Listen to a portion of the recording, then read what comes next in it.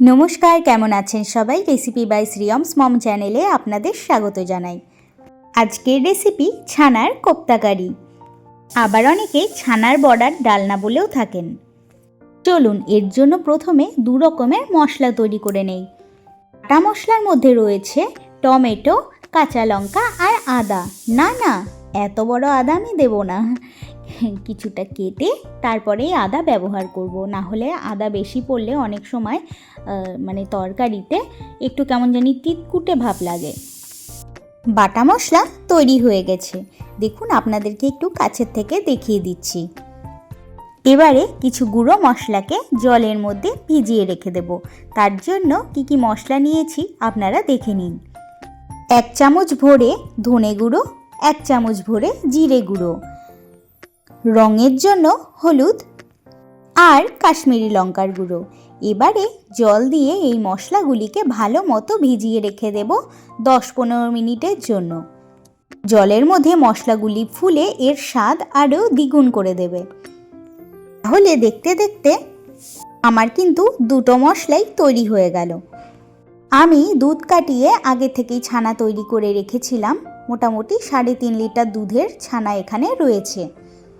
এবার এই ছানাকে হাতের সাহায্যে ভালো করে মেখে নেব। আপনারা এরকম চেটো দিয়েও মেখে নিতে পারেন বা হাতের সাহায্যেও মেখে নিতে পারেন চটকে চটকে। তবে হাতের তালু দিয়ে বেশি ডলে ডলে যদি মাখতে চান তাহলে ছানার তেলটি বেরিয়ে যায় অনেক সময়।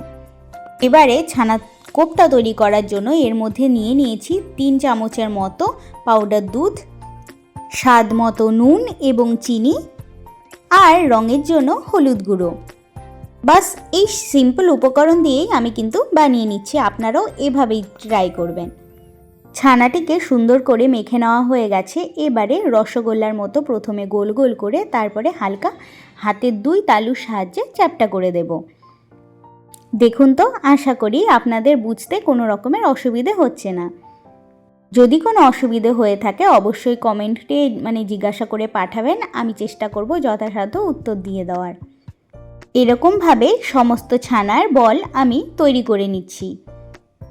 অনেকেই এই কোপ্তাগুলোর মধ্যে কাঁচা লঙ্কা, আদা এইসব দিয়ে থাকেন, তো আমার মুখে পড়লে ভালো লাগে না বলে আমি এগুলো কিন্তু দিইনি। আর তাছাড়াও কাঁচা কাঁচা ব্যবহার করা হয়, আমার কিন্তু ভালো লাগে না। তাই আপনারা এই কোপ্তাগুলোর ভেতরে কিন্তু 1-2টো করে কিশমিশ অবশ্যই দিতে পারেন। আমার কাছে ছিল না বলে আমি দিতে পারিনি। কাছের থেকে আপনাদেরকে একটু দেখিয়ে দিচ্ছি। এবারে কড়াইয়ের মধ্যে রিফাইন্ড অয়েল দিয়ে দিচ্ছি। তেল যখন গরম হয়ে আসবে একে একে আমি ছানার বলগুলোকে ভেজে নেব। তবে বেশি কিন্তু লো আঁচে ভাজলে হবে না, মিডিয়াম আঁচে এগুলোকে ভেজে নিতে হবে। যদি লো করেন তাহলে কিন্তু ছানাগুলি এখানেই ভেঙে গিয়ে নিচে লেগে যাবে। তো ভাজাটা কিন্তু খুব ইম্পর্টেন্ট। আর দিয়েই সঙ্গে সঙ্গে নাড়াতে যাবেন না, কিছুক্ষণ ভাজা হবে, তারপরে উল্টে পাল্টে ভালো করে আপনারা যদি লাল লাল বা আরও কড়া করে ভাজতে চান সেটা কিন্তু সম্পূর্ণ আপনাদের ওপরে নির্ভর করছে। আমি কিভাবে ভেজে নিয়েছি সেটি আপনাদের সঙ্গে শেয়ার করলাম। আশা করি আপনাদের বুঝতে কোনো অসুবিধা হচ্ছে না। চেষ্টা করবেন এইভাবেই ভাজার। দেখুন সমস্ত বলগুলো কিন্তু আমার একদম তৈরি হয়ে গেছে। তো আমি একটি অন্য কড়াইয়ের মধ্যে ভেজে নিয়েছিলাম। এবারে রান্নাটি কিন্তু আরও একটি অন্য কড়াইয়ের মধ্যে করব। তো ছানার বড়ার যেই তেলটি ছিল সেই তেল এই কড়াইয়ের মধ্যে দিয়ে দিচ্ছি। তেল আমার গরম হয়ে গেছে। ফোড়নে গোটা গরম মশলা আর 2টো তেজপাতা দিয়ে ভালো করে নাড়িয়ে যখন সুন্দর গন্ধ ছাড়বে এবারে দিয়ে দিচ্ছি যে গুঁড়ো মশলাটি ভিজিয়ে রেখেছিলাম সেটিকে। মশলা থেকে তেল ছাড়ার পরে যেই টমেটো, লঙ্কা, আদার পেস্টটি প্রথমে বানিয়ে রেখেছিলাম সেটিকেও দিয়ে ভালো করে নাড়িয়ে চাড়িয়ে নিতে হবে তেল ছাড়া পর্যন্ত। মোটামুটি 7-8 মিনিট তো লেগেই গেছিলো। ঢাকা চাপাটি সরিয়ে আপনাদেরকে একবার দেখিয়েও দেব। দেখুন মশলা থেকে কি সুন্দর তেল ওপরে উঠে এসেছে না? এই পর্যায়ে এবার দিয়ে দেব স্বাদ মতো নুন, তারপরে ফেটিয়ে রাখা টক দই।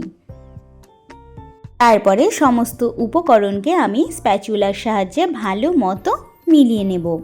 কালারটা একবার দেখতে পাচ্ছেন, পুরো আগুনের মতো রং, তাই তো?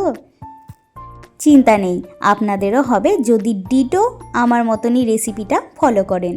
তো টক দই টমেটো ছিল বলে মানে টকের স্বাদটা একটু ব্যালেন্স করার জন্য এর মধ্যে দিয়ে দিচ্ছি পাউডার সুগার। আর পাশে একটি প্যানের মধ্যে আমি কিন্তু জল গরম হতে বসিয়ে দিয়েছিলাম, জল গরম হয়েও গেছে। মানে ঝোলের জন্য আমি ব্যবহার করছি, ঠান্ডা জল দিলে স্বাদটা কেমন হতে পারে সেই কারণে আমি কিন্তু গরম জলই দিয়ে থাকি। হ্যাঁ হ্যাঁ, বুঝতে পারছি, দেখে মনে হচ্ছে তো ঝোলটা বেশি নয়, বড়াগুলো পরে ঝোল টেনে নেবে। এর মধ্যে দিয়ে দিলাম গরম মশলা গুঁড়ো, সুন্দর গন্ধ হওয়ার জন্য। সুন্দর গন্ধ ঝোল থেকে বেরোলে তারপরে একে একে ছানার কোপ্তাগুলিকে দিয়ে ভালো মতো নাড়িয়ে চাড়িয়ে নেব। মানে নাড়িয়ে চাড়িয়ে নেওয়ার পরে 10 মিনিট এগুলোকে ফুটতে দেব। দেখুন তো বলগুলো পুরো ফুলে ডাবল হয়ে গেছে। রেসিপি কিন্তু আমাদের ডান হয়ে গেছে। ফাইনাল লুকটি আপনারা দেখে নিন। ওপর থেকে একটু ক্রিম দিয়ে গার্নিশ করে নিয়েছিলাম, তাই এই সাদা রঙের ফোঁটা ফোঁটাগুলো দেখা যাচ্ছে। তো আপনাদেরকে একটু বেড়ে দেখিয়ে দিচ্ছি, আর সুদীপ্ত খেয়ে বলবে যে কেমন হয়েছে। তবে এটা এতটাই টেস্টি হয়েছিল যে বলার কোনো ভাষা নেই, সত্যি কথা বলছি। দেখতে যেমন হয়েছে খেতেও ঠিক সেরকমই। তাহলে দেরি না করে নিরামিষ দিনে ঝটপট এটা কিন্তু হতেই পারে, তাই তো? আর রেসিপিগুলি যদি ভালো লাগে তাহলে লাইক, শেয়ার এবং সাবস্ক্রাইব করে অবশ্যই আমার পাশে থাকবেন। আর ভিডিওগুলি ভালো লাগলে একটু কমেন্টের মাধ্যমে আমার পাশে থাকবেন। তাহলে আজকের জন্য টাটা, বাই বাই। আরও একটি নতুন রেসিপি নিয়ে খুব তাড়াতাড়ি হাজির হব। ততক্ষণে সবাই সুস্থ থাকবেন, ভালো থাকবেন, আনন্দে থাকবেন। আর সামনেই বড়দিন আসছে, তার জন্য আমার তরফ থেকে মেরি ক্রিসমাস।